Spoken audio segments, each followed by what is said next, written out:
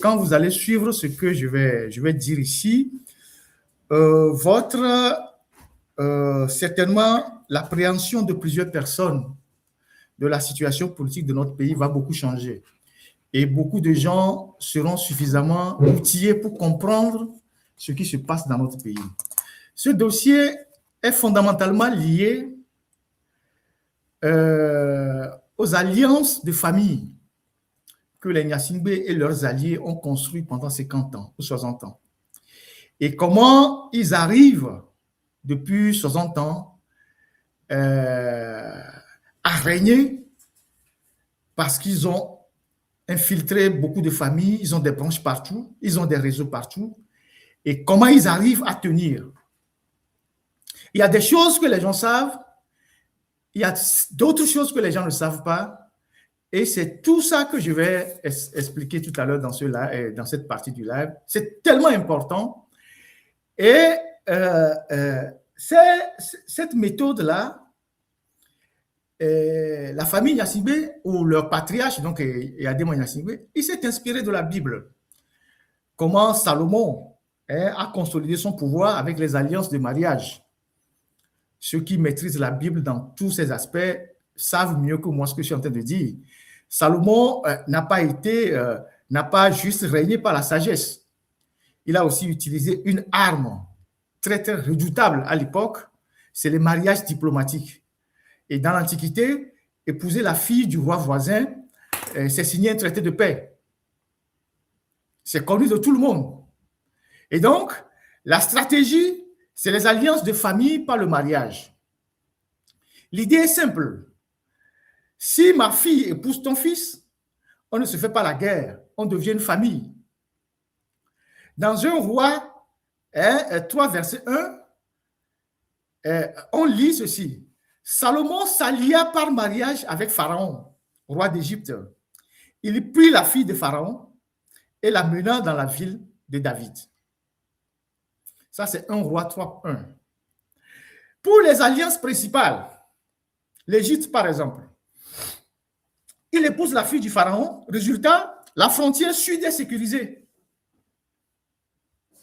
En plus, Pharaon lui donne la ville de Gézer en dot. C'est dans 1 roi 9, 16. C'était l'alliance la plus prestigieuse. L'Égypte était la superpuissance de l'époque. Deuxième chose, en Phénicie, avec Tyr, c'était hier.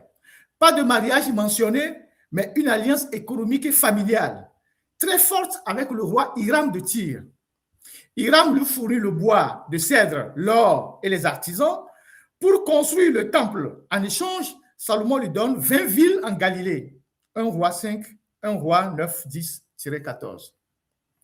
C'était une alliance de famille entre royaumes commerçants. Les autres nations voisines, dans 1 roi 11, 1-3, il dit qu'il avait 700 femmes, princesses, et 300 concubines, Moabites, Ammonites, Édomites, Sidoniennes et Hittites. C'est dans la Bible pour ceux qui lisent la Bible. Chacune représentait une alliance avec un peuple voisin. Le but, encercler Israël d'alliés plutôt que d'ennemis. Plus de guerre aux frontières. Le résultat, 40 ans de paix. Grâce à ça, pendant tout le règne de Salomon, Israël ne fait quasiment pas la guerre. Il peut se concentrer sur le commerce, le temple, les palais, la richesse. Ses voisins deviennent des partenaires commerciaux et des beaux-parents. Maintenant, le revers de la médaille. La Bible montre aussi le problème de ces stratégies. Dans 1 roi 11, 4, à l'époque de la vieillesse de Salomon, ces femmes inclinèrent son cœur vers d'autres dieux. Pour garder la paix avec les voisins, il a autorisé des temples aux dieux de ces femmes, Astarté, Malcolm, Kémosh. Du coup, l'alliance de famille politique a fragilisé l'alliance avec Dieu et c'est ce qui a causé la division du royaume après lui. En résumé, Salomon a consolidé son pouvoir en transformant ses ennemis potentiels en famille par le mariage, par la paix, le commerce, la sécurité. Mais le prix spirituel a été lourd. Alors, ça c'est l'introduction à ce sujet que j'ai voulu vous exposer ici pour que vous compreniez dans les moindres détails comment cette stratégie, pendant longtemps, a été appliquée au Togo et qui est toujours en vigueur et qui permet aux Gnassingbé de garder toujours le pouvoir en mélangeant les gens. Et quand ils sont en difficulté, ils sortent l'arme tribale. Alors, je commence par le patriarche, donc Gnassingbé Eyadema. Et ce que je vais dire ici, ce n'est que la partie visible de l'iceberg. Je n'ai pas prétention à tout connaître. Ce que je suis en train de dire ici, c'est la partie visible de l'iceberg. Vous connaissez le principe de l'iceberg. Sur le principe de l'iceberg, la partie qui est visible est la moins importante. La partie immergée est parfois la plus importante. Donc, je vais vous dire la partie qui est visible. Et comme le Togo est un petit pays, chacun connaît presque ce qui se passe dans le pays. Chacun va ajouter ce qu'il connaît aussi de certains aspects que je n'aurais pas évoqués ici. Donc, je n'ai pas prétention à tout connaître, mais je vous livre le résultat de cette enquête-là qu'on faisait depuis. On devait écrire un article là-dessus depuis, mais je me suis dit, quand on va écrire un article de 5 pages, il y aura peu qui vont lire. Je vais faire un live d'abord et puis après, on publiera l'article plus tard. Donc, quand tu prends Gnassingbé Eyadema, Gnassingbé Eyadema, il épouse Badanyaki, qui est la sœur du capitaine Nyeu Esao.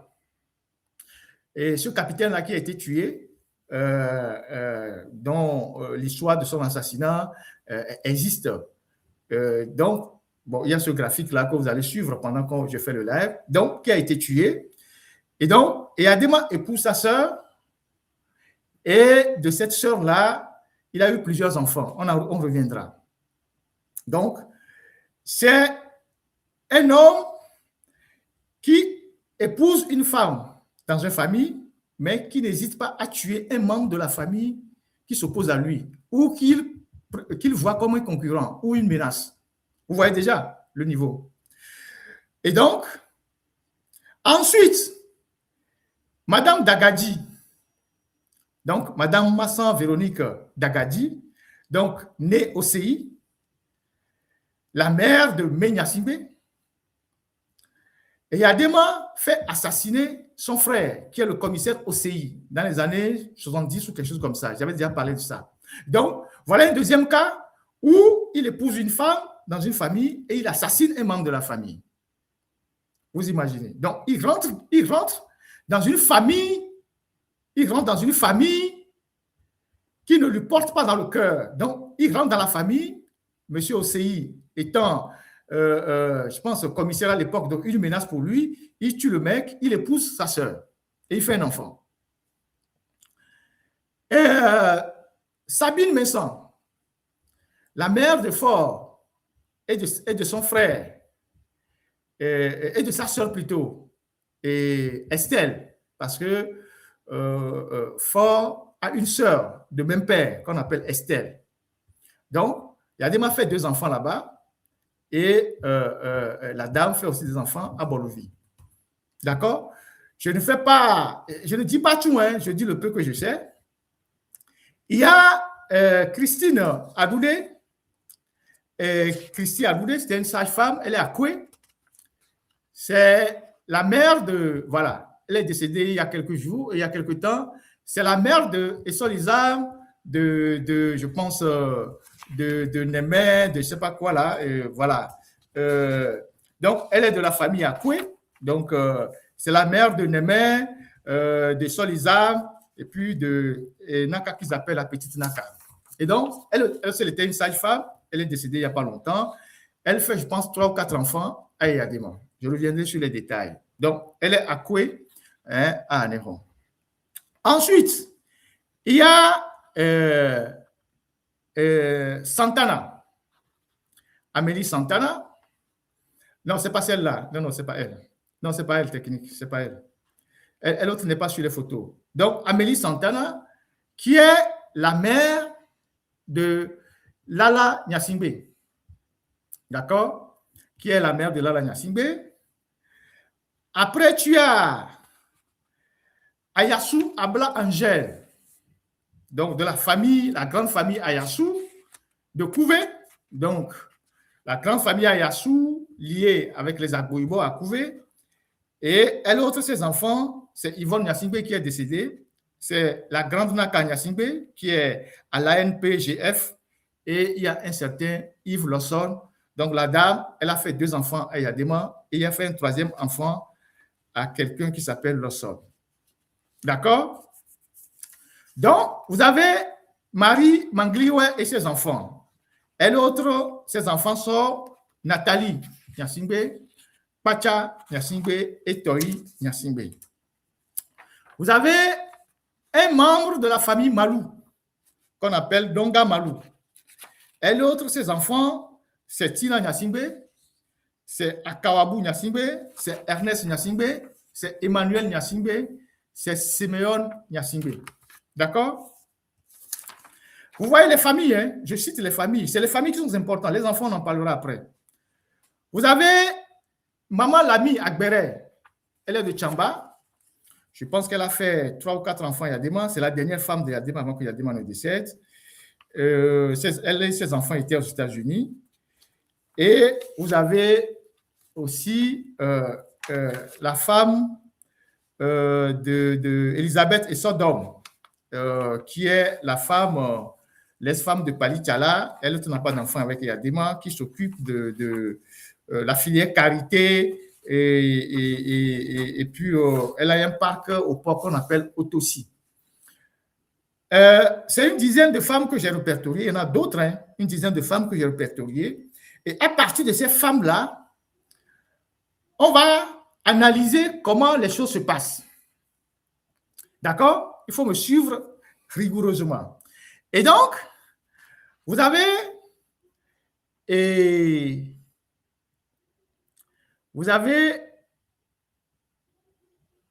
Badanyaki, dont le frère était le capitaine Nyehou.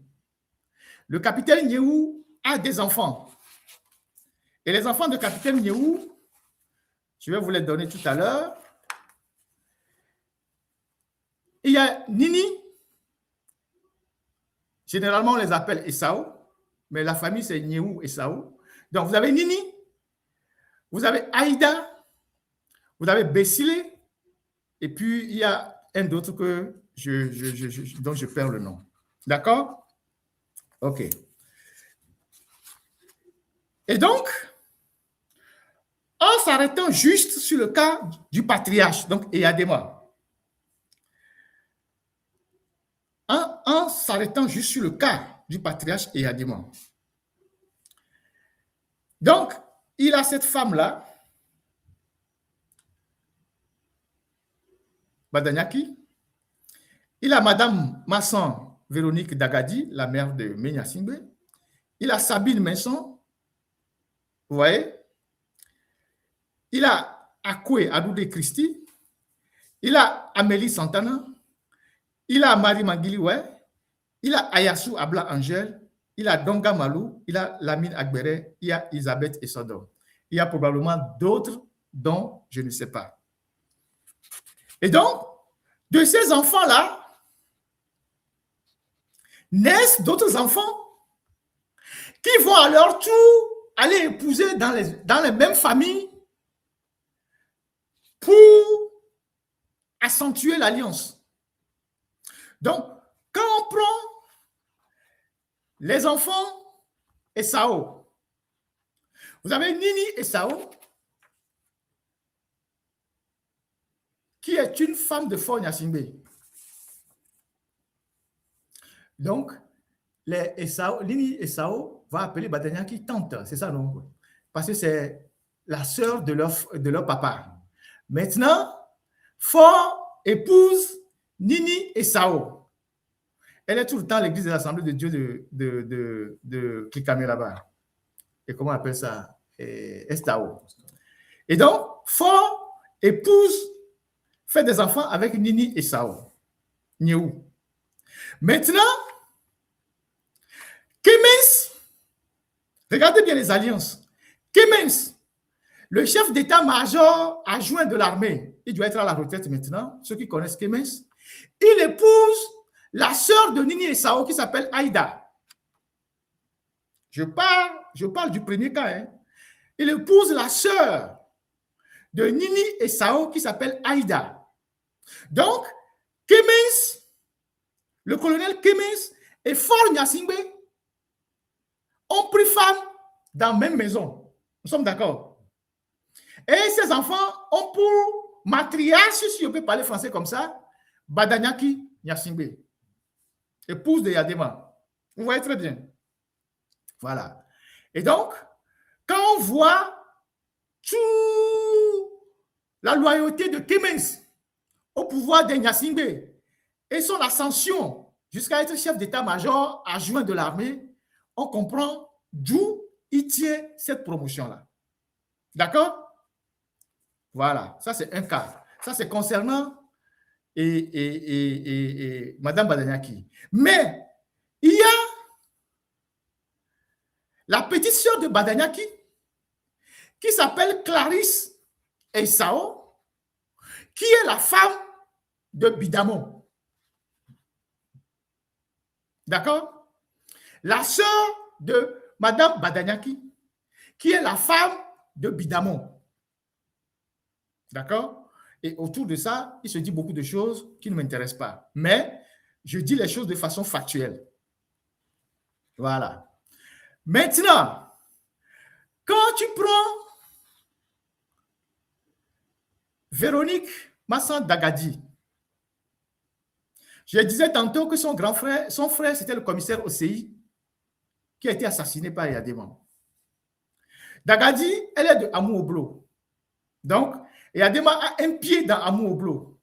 D'accord? Il a une alliance là-bas à Amou-Oblo. Et de cette alliance-là est né un certain Menyasimbe. D'accord? Fils unique, en tout cas fils le seul fils que Yadema a fait avec, comment appelle-t-on, Dagadi. Et donc, Amou-Oblo, c'est chez les oncles de Mé. Et il est député maire là-bas. Voilà une alliance. Et Mé Nyasingbe, il fait des enfants avec Tafa Mouran.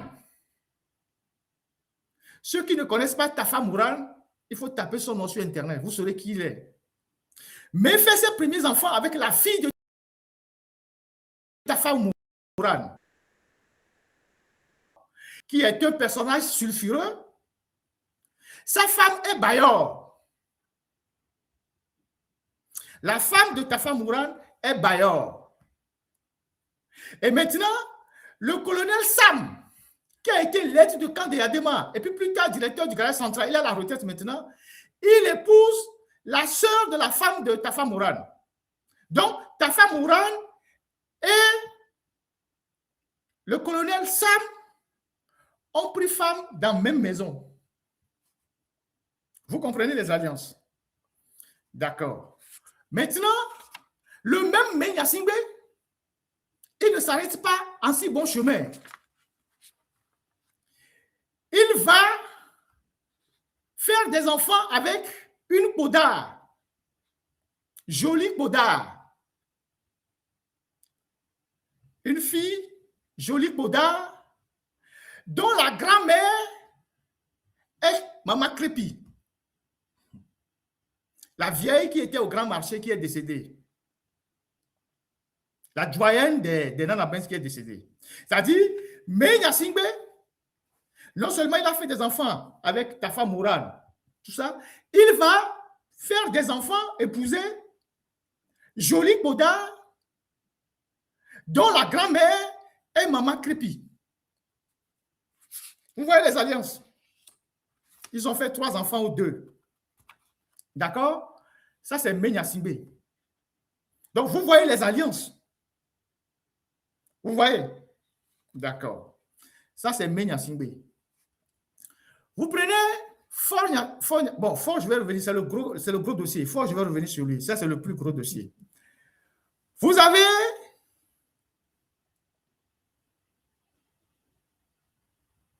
Amélie Santana. Elle aussi, elle est décédée il n'y a pas longtemps. Elle a eu un seul enfant avec Yadema. C'est là la Dom Gnassingbé. Là, la Dom Gnassingbé, c'est le frère de Fort, c'est avec lequel il s'entend le plus. C'est lui qui a le restaurant Le Gourmet à la cité de la Caisse. C'est lui qui a le Philippat, qui a racheté le Philippat. C'est lui qui a aussi le Philippat Akara. À la base, je pense qu'il aime la cuisine. Et la femme de Lala Gnassingbé, elle est Nayo Dibori, à Kosso sur la montagne. D'accord? C'est aussi une autre alliance. Vous comprenez là où je m'en vais? C'est une autre alliance. Donc, à Kosso sur la montagne. Vous allez comprendre pourquoi tous ces gens-là, quand il y a les élections, on les rabat vers le régime Gnassingbé. Mais on va aller doucement, doucement. Donc, Lala Gnassingbé, sa femme, elle s'appelle Nayo Dibori, elle est à Kosso. J'oublie le nom du village, je vais me rappeler. Là-bas. D'accord? Vous avez Yvonne Gnassingbé qui est décédée. Naka Gnassingbé et celui qu'on appelle Yves Lawson. Alors, Yvonne, leur maman, c'est Ayassou, de la grande famille Ayassou de Kouvé, la famille royale. Et les Ayassou, leur frère par alliance, c'est Agboïbo. D'accord? Et donc, Adema fait 2 enfants avec Angèle Abla Ayassou. Donc, c'est Yvonne Gnassingbé qui est décédée, c'est la pharmacienne. Et Naka Gnassingbé, on appelle la grande Naka, qui gère la NPGF. Et Yvonne Gnassingbé, paix à son âme, a marié Charles Wala Azumaro, qui a été arrêté à la suite du décès de sa femme, soit disant que c'est lui qui a fait quoi, négligent, tout ça. Et Charles Wala Azumaro est le petit frère, le petit frère même mère du ministre Johnson qui est actuellement au gouvernement, ministre de la coopération. Le ministre Johnson de la coopération, qui était précédemment ambassadeur du Togo en Suisse, qui est actuellement au gouvernement, c'est le grand frère, même mère, de Charles Azumaro, qui avait épousé Yvonne Gnassingbé. Vous voyez le lien? D'accord? Leur maman est de Tchévier, quartier Etchavi. Donc, le ministre Johnson, qui est au gouvernement actuellement, qui occupe le ministère de la coopération, son petit frère, même mère, est Charles Azumaro, qui a épousé Yvonne Gnassingbé, qui est décédée. D'accord? Voilà. Vous avez Naka Gnassingbé, qu'on appelle la grande Naka, qui a épousé ou avait épousé Marcel de Souza. Les de Souza du Bénin, c'est la même famille, qui était le président de la commission de la CEDEAO. Et Marcel de Souza, c'est le beau-frère de Yahi Boni. D'accord? C'est le beau-frère de Yahi Boni. Ça, c'est les 2 enfants qu'ils ont, et que Yadema a eu avec Angèle Ayassou. Et donc, quand vous voyez les Ayassou, donc vous avez le lien. Donc, les filles Naka et Yvonne ont des oncles Ayassou, mais aussi Agboïbo comme oncle. Parce que c'est la même maison. Vous voyez? Et donc, il y a eu un Ayassou qui a été député, Victor Ayassou, vice-doyen de la faculté de la FASEG. Et il y a eu un colonel Ayassou qui doit être actuellement à la retraite et maire ou agent au maire dans le Yoto là-bas. D'accord? Voilà. Et donc, la dame a refait un autre enfant. Après avoir fait les 2 enfants, Yadema a refait un autre enfant à Lawson, et l'enfant s'appelle Yves Lawson. Il est en Europe. D'accord? Voilà. Vous avez Akwe Adoulé Christine. On peut montrer sa photo. Qui est l'autre? Était sage-femme d'État. Elle a fait 3 ou 4 enfants, Yadema. Donc, Némé Gnassingbé, qui a épousé Donald Sodi. Vous voyez les alliances? Némé Gnassingbé, qui a épousé Donald Sodi. Vous avez Essolizam Nyasingbe, qui lui, je pense qu'il a une femme congolaise ou brazzavilloise. Vous avez la petite Naka Nyasingbe. D'accord? Et la petite Naka Nyasingbe a épousé le petit frère du ministre Bengbeni. Il était, je pense, dans les choix de télécommunications, le petit frère du ministre Bengbeni. D'accord? Donc, vous avez une des filles que Eyadema a eue avec Madame Akoué Adoubé Christine. Donc, Naka Nyasingbe, on l'appelle la petite Naka, qui a épousé le petit frère de l'actuel ministre Bengbeni. Ils ont 3 enfants. Pendant que le ministre Bengbeni lui-même a épousé la sœur de Kwacha Nyasingbe, Nathalie. Je reviendrai sur ça tout à l'heure. Vous voyez les mélanges? OK. On avance. On avance. Vous avez les enfants, les frères de Ernest, Tina Nyasingbe, qui doit avoir épousé un Béninois, Akawabu Nyasingbe, je ne sais pas trop, Ernest Nyasingbe. Vous avez Emmanuel Nyasingbe, le garagiste que vous connaissez. Emmanuel Nyasingbe, qui a épousé une Assia Collé. Sa femme principale, c'est une Assia Collé. Vous voyez les alliances. Ensuite, vous avez Simeon Nyasingbe. Je pense que c'est celle qui a fait EcoBank. Son mari, c'est un Akoli. Son mari, c'est Akoli. Voilà. Je continue. Je tombe maintenant sur le vaudois lui-même. Fo Nyasingbe. Non, avant Fo Nyasingbe. Les enfants de Badanyaki. Vous avez Nono Nyasingbe. Je pense que sa femme doit être une étrangère. Vous avez Essouna Nyasingbe, qu'on appelle généralement Ouna, qui a épousé une Lawson Anoko. D'accord? Fait des enfants avec une Lawson Anoko. Vous avez Beza Nyasingbe, qui a épousé un Potisson. S'appelle Potisson. Vous avez Babanam Nyasingbe, qui a fait des enfants avec le général Félix Katanga. D'accord? Babanam Nyasingbe, qui a fait des enfants avec le général Félix Katanga. D'accord? Ça, ce sont les enfants de Badanyaki. En tout cas, pour le moment, ce qu'on sait. Maintenant, on tombe sur Fort. D'accord?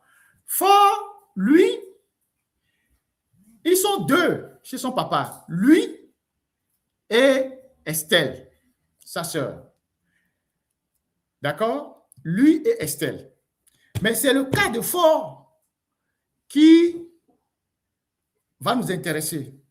Mais avant d'aller sur le cas de Fort, excusez-moi, parce que je vais faire le cas de Fort en dernier. Je tombe sur le cas de Kwacha. Tout ce que je dis, c'est factuel. Hein? Je ne fais aucun commentaire désobligeant. Je pose les faits pour que chacun tire ses conclusions, pour que les gens comprennent ce qui se passe. Vous avez la maman de Kwacha, c'est Marie Mangiliwe. Donc, les Kwacha, ils sont 3. Il y a Nathalie Nyasingbe, qui a épousé le ministre Bengbeni, l'actuel ministre de l'Agriculture, qui est le beau-frère de Fort. D'accord? Vous avez Kwacha Nyasingbe lui-même, et vous avez Toi Nyasingbe. Alors, qui sont les épouses de Kwacha? Il y a, je pense, la première épouse, je pense, c'est une Guinéenne. La deuxième épouse, c'est une Hunt. Mimi Hunt, c'est elle qui est à la maison. Et il y a Kwacha a fait des enfants avec une Doucet, Corinne Doucet, qui est la cousine de Robert Doucet. Corinne Doucet, c'est elle qui tient les frigos Muriel Ange. Elle a fait des jumeaux à Kwacha et elle est la cousine directe de Robert Doucet. Elle s'appelle Corinne Doucet. D'accord? Vous comprenez les alliances? Vous avez Toi Nyasingbe, le jumeau de Kwacha, dont la femme est Rika Memen, la fille de Memen, général Memen. La femme de Toi, le jumeau de Kwacha, est Rika Memen, donc la fille de Memen. D'accord? Vous voyez les mélanges? Vous voyez les alliances? D'accord. Maintenant, on prend Faure Gnassingbé lui-même. On revient sur le cas de Faure Gnassingbé lui-même. Alors, Faure Gnassingbé, il a une première épouse. Quand je dis une première, c'est quelque chose comme ça que je dis. Il y a Epiphanie Somoko. Epiphanie Somoko, c'est une dame qui est de Dapaon. Elle vit en Allemagne et c'est elle qui a amené les Allemands dans cette histoire de brasserie SNB. Après, elle s'est brouillée avec la grande dame de la République, Ingrid. Elle était DRH à la SNB, directrice des ressources humaines. Elle s'appelle Epiphanie Somoko. À la base, elle doit être une Peul. Elle a fait à Fort une fille. Et c'est d'ailleurs autour de cette histoire de femme-là que l'ambassadeur qui crie sur les réseaux sociaux là, et sur New York TV a eu des problèmes en Allemagne quand il était ambassadeur, on l'a rapatrié à Lomé. Je n'en dirai pas plus. Donc, Epiphanie Somoko. Il y a Marie-Jo Trenou. Les gens la connaissent. C'est celle qui habitait derrière l'aéroport, dont les soldats ont volé les bijoux, on a attrapé les soldats, c'était un fût. J'avais parlé de ça dans un live. Elle est juste derrière l'aéroport, dans une maison dont la devanture est peinte en noir. Il garde les motos là-bas. Donc, il y a elle. Il y a, comment l'appelle-t-on? J'ai parlé de Nini et Sao tout à l'heure. Julie Begedou. Je parle des alliances pour que vous voyez. Il y a Marguerite Nyakade qui n'est plus là. Il y a Carlita Amorin. Carlita Amorin, qui est la cousine directe de la femme d'Agbeomé. D'accord? Carlita Amorin. Et qui est de la grande famille Amorin. Donc, vous pouvez tirer toutes les conséquences. D'accord. Et donc, la dame Amorin, Carlita, sa mère est Amados Djoko. Et les Amados Djoko ont toujours été de loin les piliers du régime Eyadema, dont le patriarche qui avait la ferme, et donc l'oncle de Carlita qui est à la Cour constitutionnelle. Amados Djoko de la Cour constitutionnelle, c'est l'oncle direct de Carlita Amorin. D'accord? Et quand Assouma est décédé, ce Amados Djoko-là avait cru que Faure allait lui donner la présidence de la Cour, de la Cour constitutionnelle. Mais Faure a préféré aller chercher Koulibaly. Mais Amados, là, il est toujours à la Cour constitutionnelle.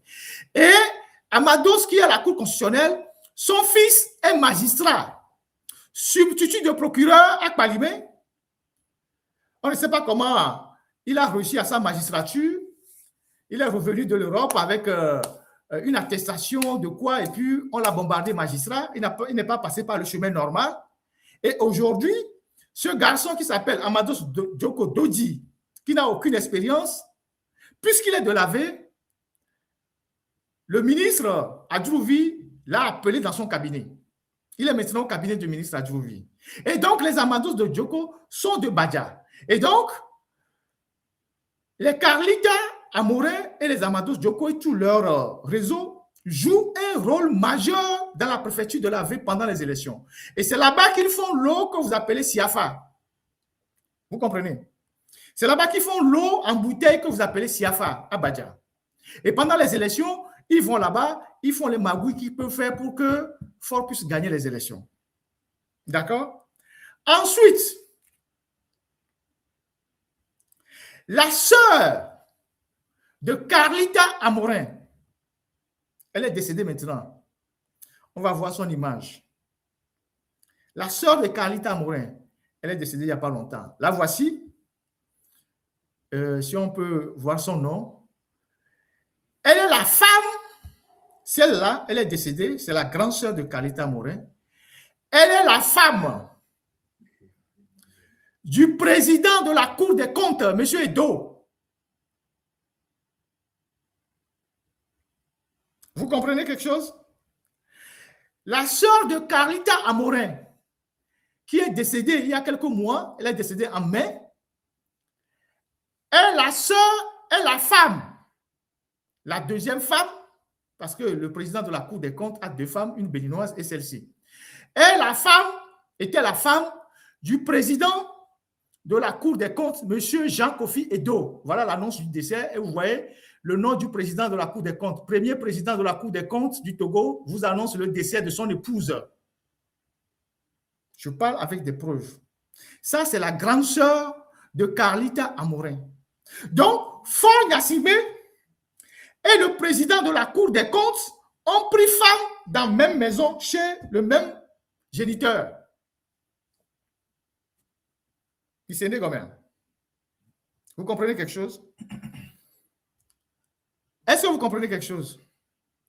Faure Gnassingbé et le président de la Cour des comptes, M. Jean-Kofi Edo, ont pris femme dans la même maison. Ils sont des kobos. C'est comme... J'ai souligné d'autres kobos tout à l'heure. On avance. Toutes ces familles que je cite là, elles ont des passerelles dans l'opposition. Hein? Toutes les familles que je cite là, elles ont des passerelles dans l'opposition. D'accord. Vous-même, vous pouvez les trouver. Ce n'est pas à moi de faire les déductions. Donc, ça, c'est les éléments connus. Maintenant, autour de Faure Gnassingbé, comme je suis sur le cas de Faure Gnassingbé, il y a une ribambelle de femmes qui tournent autour, dont je ne saurais dire le statut. Parce que je n'ai aucune preuve pour conclure quoi que ce soit. Mais ce sont des femmes qui sont au service de Faure Gnassingbé. Vous avez la doyenne de ces femmes au service de Faure Gnassingbé, c'est Memenetou Ibrahim. Elle a longtemps milité dans son fief, dans le Dangpen, à Guérenkouka. Elle était très active au temps du père. Elle est aussi active au temps du fils. Et aujourd'hui, on a créé un fief pour elle à Detikopé ou à Goué. Et Faure l'a envoyé à la CEDEAO, la présidente. D'accord. OK. Memenetou Ibrahim. D'accord. Après, vous avez toujours autour de Faure cette dame qu'on avait citée à la commission de la CEDEAO, Dame Thier Titimbida, elle est de Dapaon. Elle est aussi, elle joue un rôle autour de Faure Gnassingbé. Je ne saurais décrire quel rôle, mais je n'en dirai pas plus. Mais vous êtes assez grand pour comprendre. Et toutes ces femmes beaucoup de femmes sont aux affaires. Soit elles sont dans les affaires, soit elles sont au gouvernement. Donc, Memenetou à l'Assemblée nationale, à la CEDEAO, Dame Thier à la CEDEAO. Vous avez Julie Beguedou dans le riz. Vous avez connu les scandales du riz, tout ça, tout. Vous avez Sina Lawson. Autour d'elle, il y a une certaine constellation d'individus. Donc, Sina Lawson, qui est ministre au gouvernement depuis 14 ans ou 15 ans, fille de, je pense, Francisco Lawson, qui a eu des problèmes et qui est mort dans des conditions assez troubles. Et donc, les gens attribuent la mort de son père à Eyadema. Donc, ça rejoint le cas des SAO et des OCI. La fille est revenue pour être au service des Gnassingbé de la dictature. Donc, Sina Lawson gravite autour de Faure Gnassingbé depuis des années. Et il n'y a pas que Sina Lawson, il y a sa sœur, Sonia Lawson, qui est aussi à la présidence et qui gère le patrimoine du palais des gouverneurs. Elle est paysagiste. Elle est paysagiste et c'est elle qui est dotée d'un budget et qui gère le patrimoine du palais des gouverneurs. Donc, vous avez la grande sœur et la petite sœur. Et la mère de Sina Lawson, c'est Colette Akereburu, qui est proche du président Savi de Tové. D'accord? La vieille qui dansait le jour où on a pris le président là, vous vous rappelez? Celle qui est sortie, elle dansait, les gens la suivaient là. Voilà, la mère de Sina Lawson. Donc, elle est proche du président de la République, Jean-Lucien Savi de Tové. D'accord? Et le frère de la mère de Sina Lawson, c'est l'avocat Maître Alexis Akereburu. Donc, maire d'Anéron, membre de UNIR, maire d'Anéron, dont le cabinet a les plus grands dossiers de l'État, y compris les dossiers de torture à la Cour de justice de la CEDEAO. Vous avez compris quelque chose? Vous avez compris quelque chose? Donc, l'avocat Akereburu, c'est l'oncle de Sina Lawson. Maire d'Anéron, avocat de l'État dans tous les dossiers, y compris les dossiers de torture à la Cour de justice de la CEDEAO. D'accord? OK. Il y a une autre Akereburu qui est à Canal Plus, je ne sais pas quoi. Bon, ça c'est... Et donc, vous avez ce réseau-là qui fonctionne à merveille.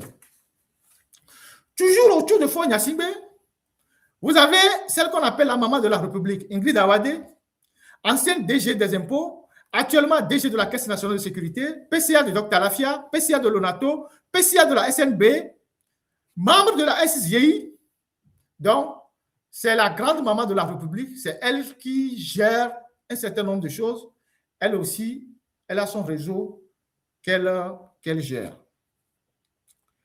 Vous avez le petit frère de Faure, Patrick Bolouvi, maire d'Agou, qui a été longtemps cité dans l'affaire Bolloré.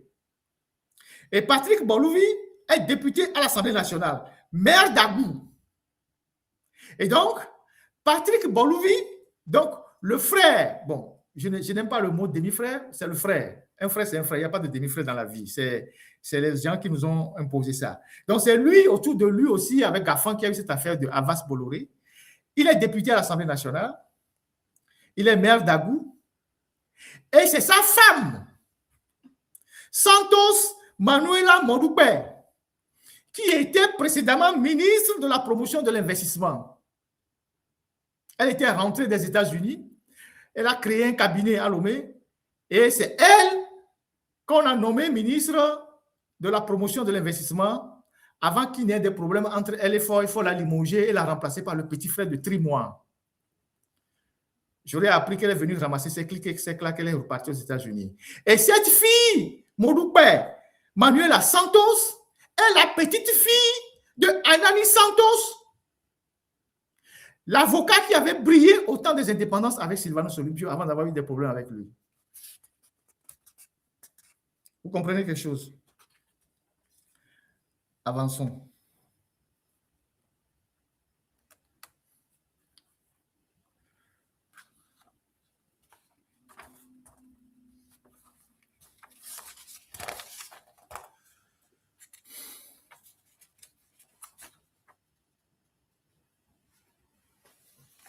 On avance. Vous avez, donc on est toujours autour de Faure. Donc j'ai parlé de tous ces gens-là. Il y a toujours autour de Faure Gnassingbé, vous avez vu, comment elle s'appelle, Sandra Johnson, qui joue aujourd'hui un rôle majeur dans la République.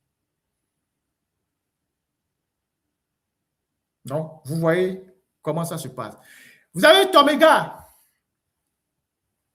qui a pour cousine Sina Lawson, parce que la mère de Tomega est Lawson, qui a joué ou qui continue de jouer un rôle fondamental pour le maintien de ce régime-là. Ce sont des femmes que je cite qui gravitent autour de Faure Gnassingbé. D'accord? OK. Vous avez là la Dom Gnassingbé, dont j'ai dit tout à l'heure que sa mère est Santana. Il a sa tante. Il a sa tante parmi les sénateurs. Sa tante est au Grand Marché. La mère de Lala Gnassingbé est décédée, mais sa tante, au Grand Marché, joue un rôle en faveur du pouvoir au grand marché. Elle est actuellement sénatrice. On peut voir sa photo. C'est une des Nana Benz au grand marché, et pion du régime. Et donc, le choix de mettre cette dame sénatrice dans ce Sénat fantoche-là n'est pas le fruit de hasard. C'est parce que celle-là, sa sœur a eu un enfant avec Eyadema. Je vous dis toutes ces choses-là. Voilà, c'est celle qui est sénatrice. Elle est Santana, épouse à Taï, je pense. Elle est à l'Assemblée. Elle est, comment appelle-t-on, sénatrice.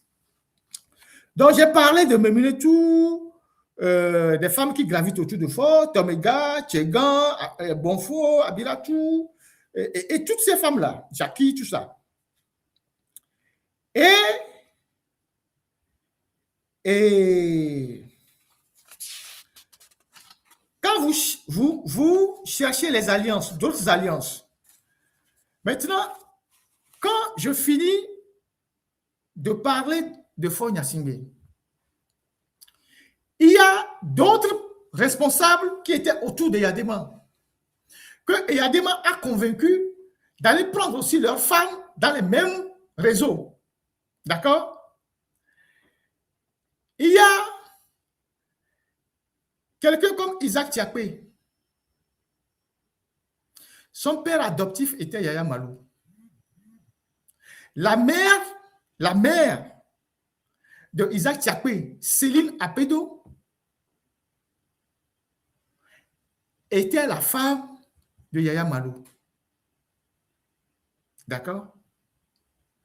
Et cette dame a fait une fille à Yaya Malou. Elle est notaire en France. D'accord? Donc, quelqu'un comme Isaac Tiakpe, ce n'est pas peut-être forcément par l'UFC qu'il est devenu ministre. Vous comprenez? C'est des gens qui avaient un pied déjà dans la maison. D'accord? Donc, la mère de Isaac Tiakpe était une des femmes de Yaya Malou. D'accord? Et la petite sœur, la sœur de la mère de Isaac Tiakpe, la tante donc d'Isaac Tiakpe, donc la petite sœur de la mère d'Isaac Tiakpe, Céline Apedo, est la mère de Edem Achou de la DMK. Donc, Isaac Tiakpe et Edem Achou de la DMK sont des cousins. D'accord? Et il y avait un Apedo préfet à Kpalimé, c'est le frère de cette dame-là. D'accord? Voilà. On continue. J'ai parlé de Yaya Malou.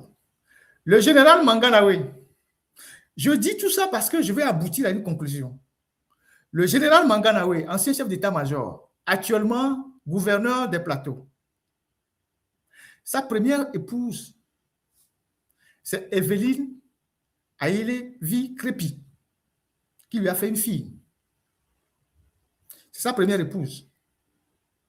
Evelyne Aïlevi Crépi, qui lui a fait un enfant.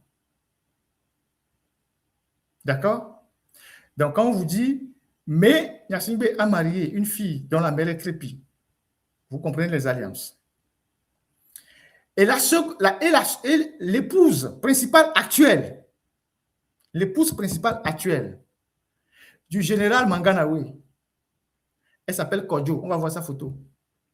C'est la nièce de Edem Kodjo. D'accord? L'épouse principale, actuellement à la maison du général Manganawe, c'est la nièce de Edem Kodjo. Je vais donner les informations de façon factuelle. Après, je vais tirer les conclusions. Mais je vous donne les éléments factuels. On va voir l'image, vous allez voir ce que je suis en train de dire. Vous allez comprendre ce qui se passe au Togo. Voilà la femme du général Manganawe. Elle s'appelle Kojo Akuvi Edem Perpétue. C'est la nièce d'Edem Kojo. Et elle était allée aux élections municipales dans la ville, parce que c'est eux qui font les campagnes pour unir dans la ville là-bas, sous couvert des partis fantoches indépendants, tout ça. Donc, elle était allée aux élections avec un parti créé de bout en bout par le RPT qu'on appelle AV en marche. Malheureusement, ils n'ont pas choisi. Donc, c'est la femme du général Manganawe. D'accord? Et c'est la nièce d'Edem Kojo. Manganawe avait eu une première fille d'une crépie et le reste de ses enfants avec cette femme-là. Vous comprenez quelque chose? Ok. On continue. Le général Nyonfam avait une relation particulière avec le docteur Crépy.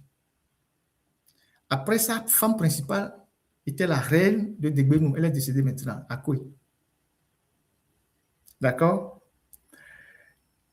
Le général Memen, il avait deux femmes, Kai et Chocho, dont l'une des filles est celle qui a marié, comment appelle-t-on, Toi Nyasingbe.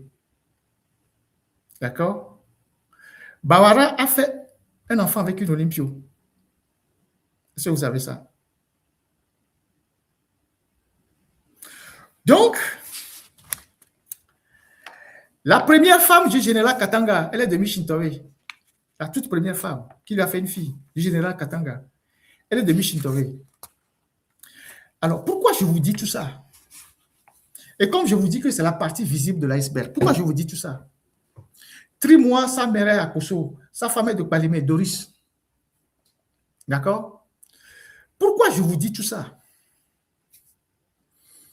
Je vous dis tout ça pour que vous compreniez que ces gens-là, ils ont eu des branches un peu partout. Il suffit que vous allez dans les funérailles et vous prenez les faire part pour voir les liens.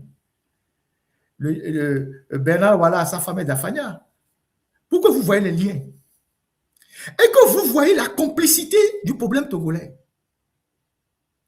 J'ai quelqu'un qui me disait que il avait un ami qui était farouchement contre Fonya Singbe. Mais cet ami-là a un lien de parenté avec Sami de Tové. Le jour où on l'a nommé Sami de Tové, l'ami a commencé par relativiser ses propos. Oh, miato, fora chali chababalo, oh, mais laissez ta me kouforumu, oh, fora ma me barabeni kengbolo. Vous comprenez quelque chose dans ce que je suis en train de dire? Parce que ces liens de famille entraînent des passe-droits. Ces liens de famille entraînent des facilités. Ah oui, c'est ta cousine qui a marié tel DG. Il faut aller le voir, on va t'ouvrir une porte. Tu veux faire rentrer une marchandise, on va te réduire la valeur de la marchandise. Tu vas passer par le VIP, tu vas arriver. Et c'est comme ça que, quand vous vous retrouvez avec des gens qui ont des liens comme ça dans un mouvement de lutte, là, on vous trahit facilement.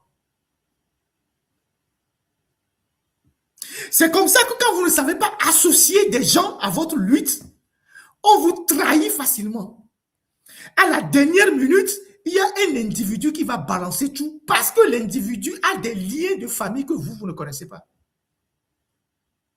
Et je vous dis que ce que je vous dis là, c'est la partie visible de l'iceberg. Il y a plus grave que ça. Et c'est comme ça que le régime collecte aussi les informations. On dit non, ils ont des renseignements très poussés. Certaines informations, ils les prennent dans les familles. Quand les enfants d'Agbeoumé, dont la femme est amoureux, les enfants de force se retrouvent par exemple dans un pique-nique.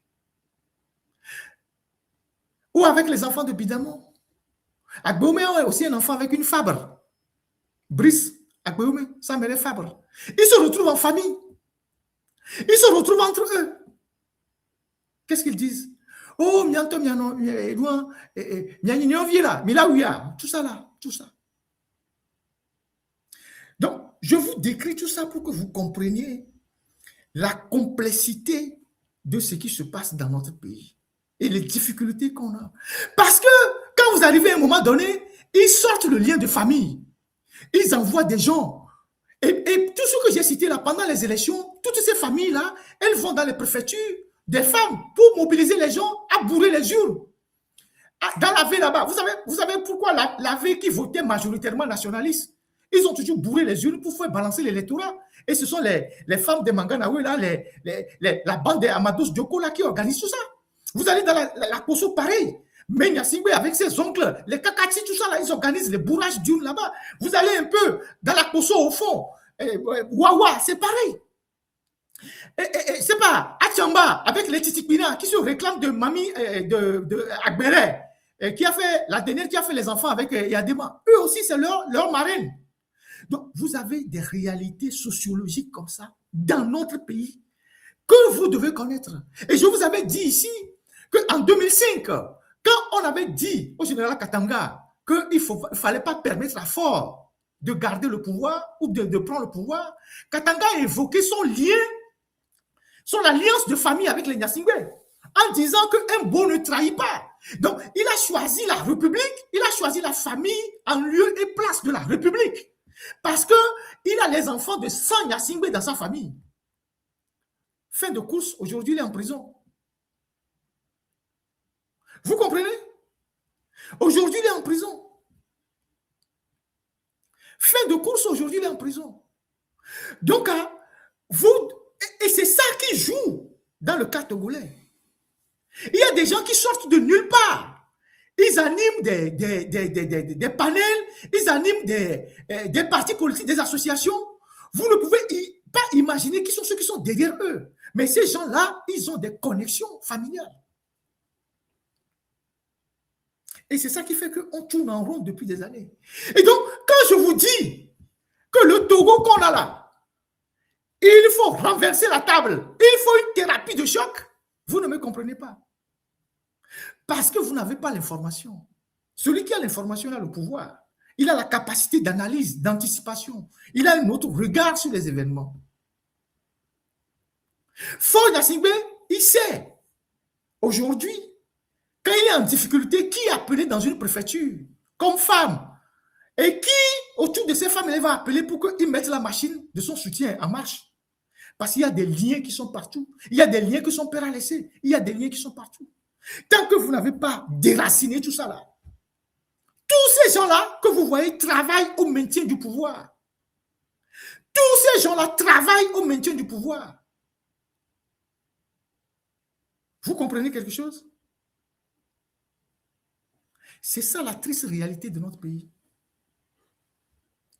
Alors, je vais conclure cet exposé en tombant sur le tribalisme.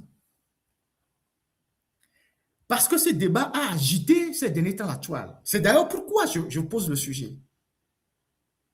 Quand le régime de Nyasingbe est en difficulté, quand le régime de Nyasingbe a des problèmes, la seule arme qui leur reste, c'est le tribalisme.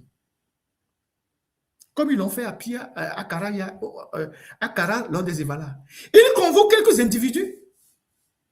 Ils leur disent, méfiez-vous des gens d'ici, méfiez-vous des gens d'ici. S'ils prennent le pouvoir, vous allez souffrir. C'est votre grand frère qui est au pouvoir, c'est votre parent. Même s'il ne fait pas bien, il faut le soutenir. C'est grâce à lui que vous avez les concours. C'est grâce à lui qu'on vous enrôle dans l'armée. C'est grâce à lui que vous avez les trucs dans l'administration. Donc, si vous laissez le pouvoir lui échapper, les autres ne vont pas bien vous traiter. Les autres sont dangereux. C'est un groupe d'extrémistes qui tient ce langage-là. C'est un groupe d'extrémistes qui fait cette manipulation de la fibre ethnique. Et pourtant, nos frères Kabyé, ils n'ont aucun problème avec les Togolais. Nos frères Kabyé ordinaires, ils sont partout au Togo. Ils vivent partout en harmonie avec les autres ethnies, depuis la centrale jusqu'au plateau, jusqu'au sud. Ils sont partout. Ils ont des terres, ils ont des chefferies, ils sont partout. Personne ne leur dit rien. Et même s'il advient un problème, ils le règlent entre eux. Ils vivent en harmonie avec toutes les autres ethnies au Togo, sans aucun problème. Mais c'est le politique, pas tout le politique, mais c'est l'élite, une partie de l'élite. Quand le pouvoir de Nyasingbe est en difficulté, qui sort cette arme-là pour pousser à un repli identitaire. Et pourtant, ceux qui vous disent ça, Posez-leur la question, pourquoi ils prennent en majorité leurs femmes de l'autre côté où vous dites qu'ils sont mauvais. Ceux qui vous mettent ça dans la tête, posez-leur la question de savoir s'ils sont mauvais. Comme vous le dites, s'ils ne nous aiment pas, si c'est vous seuls qui nous aimez, pourquoi vous allez prendre la majorité de vos femmes parmi eux? Il vous est arrivé une fois de vous poser cette question? Est-ce qu'il vous est arrivé une fois de vous poser cette question? Que vos frères qui vous rassemblent et qui vous disent, les gens là, ils sont mauvais. Et attention, s'ils prennent le pouvoir, ils vont nous chasser, ils vont nous faire ci. Pourquoi ils prennent la majorité de leurs femmes de l'autre côté?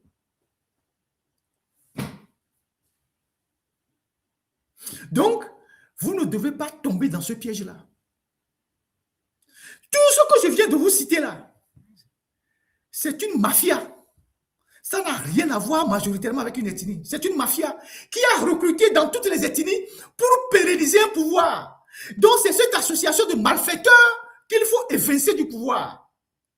Et le jour où cette association de malfaiteurs va tomber du pouvoir, ce ne serait pas la revanche d'une ethnie contre une autre. Ce ne serait pas l'heure d'une ethnie contre l'autre. Qu'on le veuille ou pas, le Togo a une quarantaine d'ethnies. Un jour, le pouvoir quittera une ethnie pour aller dans une autre ethnie. Qu'on le veuille ou pas. Qu'on le veuille ou pas, ça va arriver.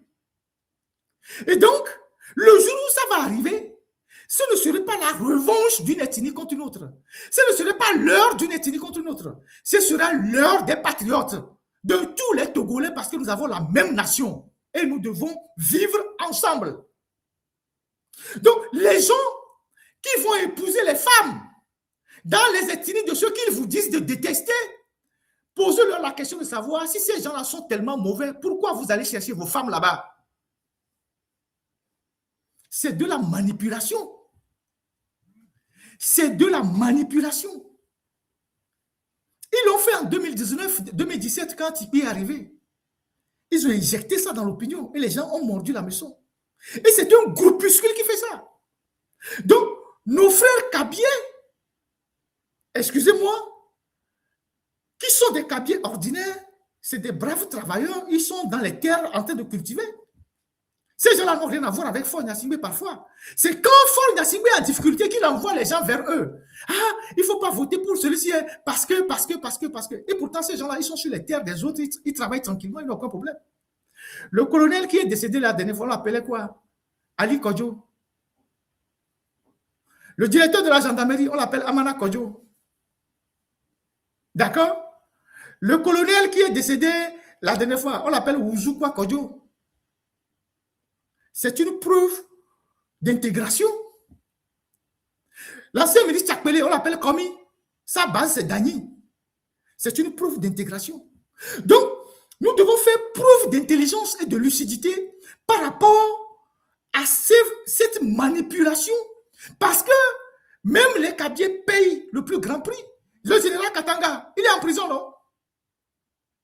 Qui se bat pour le libérer? La manière dont le colonel qui est décédé là, le colonel Ali est décédé. Il est décédé à Dr Alafi. La famille même n'était pas au courant. On a juste appelé la famille pour dire qu'il est décédé. Et quand il faisait les funérailles, personne n'est allé.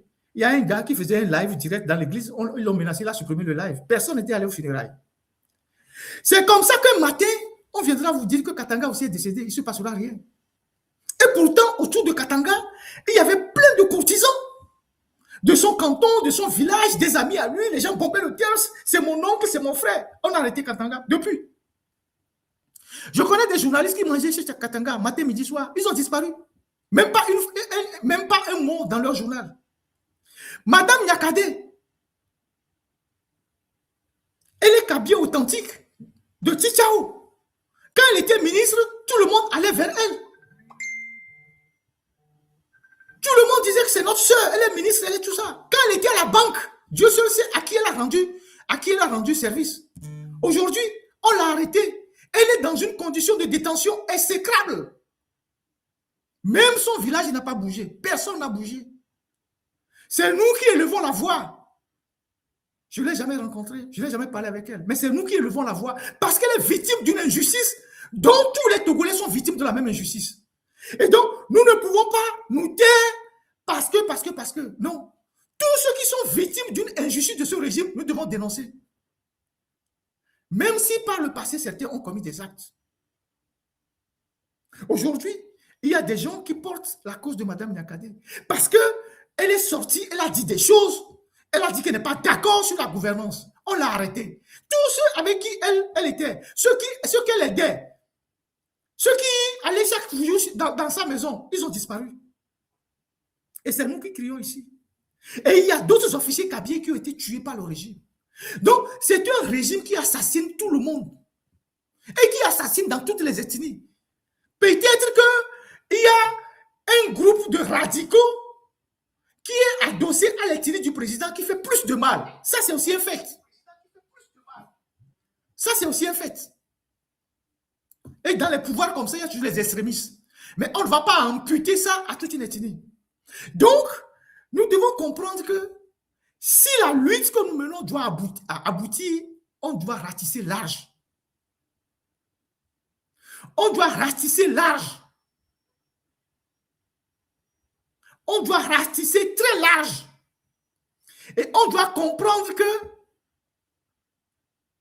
le Togo de demain sera un état de droit où toutes les composantes ethniques auront les mêmes droits et auront les mêmes avantages. C'est la seule manière que nous allons corriger les erreurs du passé. Moi, il y a des gens qui m'envoient des dossiers et qui disent, il faut en parler, J'hésite. Parce que je sais que je vais ouvrir les boîtes de Pandore. Il y a des gens qui m'ont saisi qu'à la TDE, il n'y a que les bassards. Est-ce que j'ai une fois dit ça? Et ils m'ont donné la liste de tous ceux qui sont là-bas. Que depuis 20 ans, il n'y a que les bassards à la TDE.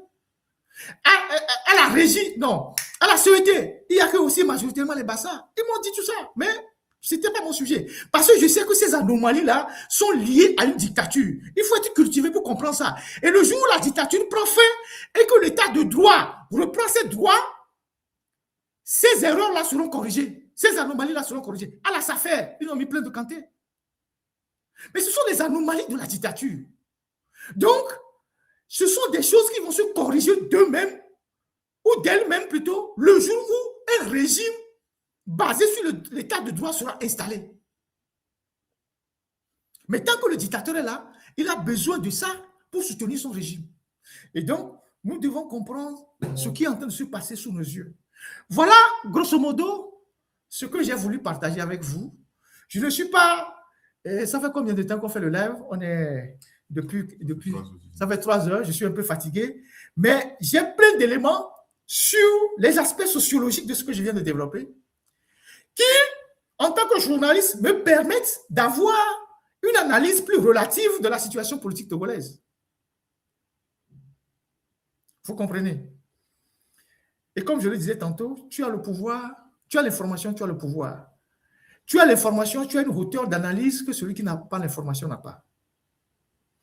Donc, voilà ce que moi j'ai voulu partager avec vous. Il y a un article qui va sortir sur le site, un article peut-être dans une semaine. Maintenant que j'ai abordé le sujet, on a fait un graphique et tout ça. Et ce n'est que la partie visible de l'iceberg, comme je viens de le dire. Vous-même, vous pouvez compléter le reste. Il y a beaucoup de gens qui peuvent compléter le reste. Ce que j'ai dit, j'ai d'autres éléments factuels, mais voilà. Donc, nous devons faire très, très, très attention quand les laboratoires du régime essaient d'injecter le virus de tribalisme dans le débat. Parce que la dernière fois qu'ils se sont réunis à Kara, c'est ce qu'ils ont dit aux jeunes, de crier sur la toile, d'injecter le virus de tribalisme pour diviser les gens, pour dérouter le combat qui est en train d'être fait, pour que les gens rentrent dans une confrontation ethnique. Il faut éviter ça. Il faut éviter ça. On n'a qu'un seul réseau qui empêche le Togo de développer. C'est le réseau de Faure et ses amis. Et ce réseau-là, il fait des dégâts dans toutes les composantes de la société. C'est ce réseau-là qu'il faut extirper. Après les anomalies qu'il y a eu, que ce réseau a créé, une fois qu'on aura un état normal, ces anomalies seront corrigées. Et que chacun saura qu'il est dans un état de droit. Si tu es meilleur, on te prendra. Mais aucun enfant de la République ne sera laissé sur le carreau. C'est comme ça qu'il faut réfléchir. Donc, ne tombons pas dans ce piège qu'ils sont en train de tendre pour dérouter la lutte. Là où quelqu'un vient sortir un débat ethnique, quitter le forum, quitter la plateforme, quitter le panel. La seule chose que nous devons faire aujourd'hui, c'est de dénoncer la mauvaise gouvernance de forum et de convaincre ceux qui ne sont pas encore convaincus que ce régime-là ne peut plus rien nous apporter. Vous avez vu les gens qui insultaient l'hélicoptère à Kara là-bas? Écoutez très bien la vidéo. Ils insultaient ceux qui sont dans l'hélicoptère. Ils disent que ce sont les Machati de Lomé qui sont venus les déranger ici. Vous comprenez? Et donc, vous avez vu cette fille-là qui est sortie pour dire qu'il n'y a pas de loi Kara. Donc, il y a ceux qui subissent et ceux qui font semblant de faire quoi que les choses vont normalement. Et donc, je termine en vous disant que, personnellement, moi, j'ai espoir. Et je sais que c'est une dictature en fin de règne. Et donc, je ne me préoccupe pas des petits farfelus qui soutiennent la dictature. Ce n'est pas mon problème. Quelqu'un m'insulte ou quelqu'un dit quoi que ce n'est pas mon problème. Ces gens que vous voyez là, c'est ce que le peuple va, ces gens que vous voyez là, ceux qui soutiennent la dictature là, qui pensent que le Togo ne va pas changer. Le seul qui sait que le Togo va changer, c'est Faure Gnassingbé. Il a plus chaud que tout le monde. Il a plus chaud que tout le monde. Il convoque les esprits tout le temps, ils envoient les gens. Et quand on vient, on lui dit que devant n'est pas bon. Tous ceux qu'ils envoient aller consulter, on revient, on lui dit que devant n'est pas bon. Et il est anxieux.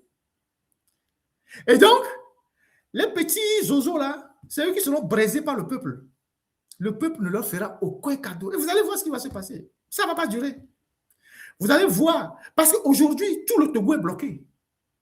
Tout le Togo est bloqué. Rien ne marche au Togo. Y compris même les gens du Nil le disent. Vous avez plein de gens du Nil qui vous disent que rien ne marche. Que tout est bloqué dans le pays. Tout est bloqué dans le pays. Et tout le monde en a marre. Et vous voyez la colère qui monte au niveau de la jeunesse. Vous voyez comment la colère monte. Les gens n'en peuvent plus. Les gens s'explosent. Vous allez voir ce qui va se passer. La réaction du peuple togolais sera à la hauteur de toutes les injustices que le régime leur a infligées depuis 60 ans. Ça va être comme, comment on appelle ça, un vent violent qui va ramasser tout sur son passage. Vous allez voir.